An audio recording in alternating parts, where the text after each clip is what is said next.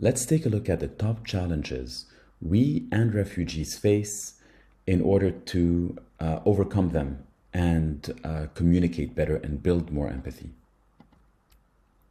First of all, there's stigma. The stigma of looking at someone who comes from a different culture. They need to adapt to a new culture.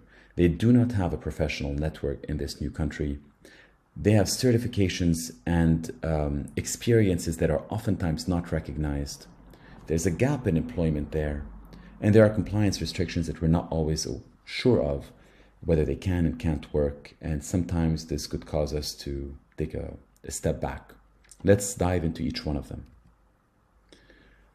First of all, on stigma, it's normal and it's easy to have a stigma when we are talking to someone who comes from a different culture, who's speaking to us where English is not their primary language, or the language in which we do business is not their primary language.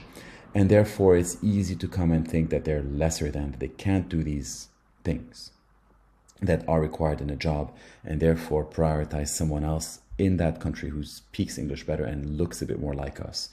That is a common bias that we have.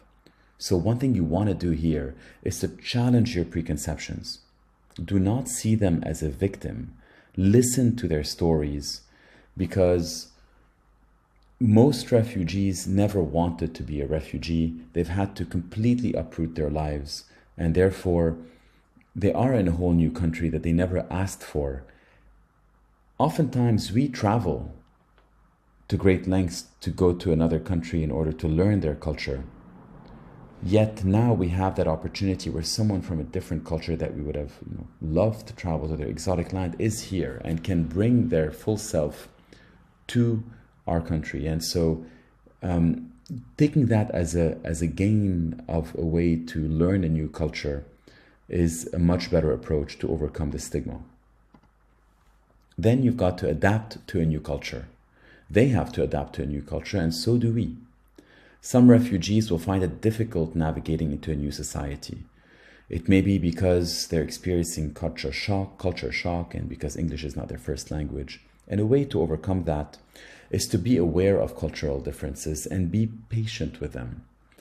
If you can, take them under your wing and explain the various rituals you have in this country or how they should best present themselves. And then ask yourself, what could I learn from their culture? Because that could be a very enriching experience as well. Third one is they've been uprooted from one country to another, landed in a country not because they have a network there. They have no network in this new country, or for the most part, they may not know anybody, at least who's relevant to help them get a job.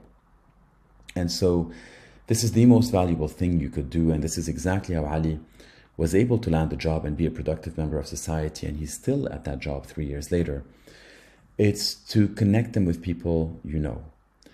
And if you can't offer them a job, open up your network, and that is extremely, extremely valuable and important. Next, they're going to have certifications that we're not going to recognize. They would have gone to schools that we're not going to know, because we don't know much about that culture either. So let's say you're talking to a dentist. They have skills to be a dentist, and they may have removed hundreds of cavities over 10 plus years, and they could do this with their eyes closed, but we don't recognize that from the resume. And as a possible solution and a recommended solution, we recommend to look for skills instead of certifications. Test them on what it is that you'd want them to do and see if they can do the job. Ask yourself, is the degree really needed for this role, or can they actually step in and can they learn on the job? Or can they already do this with maybe a lot more dexterity than we can realize if we actually are patient and not focus on just certifications? There's going to be a gap in employment. It's unavoidable. And we oftentimes look at gaps in terms of a deficiency because they're being lazy. But in this case, they've had to uproot their lives. In the case of Ali, get on a ship, on a small boat, pay money to someone that they do not know, and travel in very uncharted territory. And so be mindful of this gap in employment. And last, realize that most refugees can work.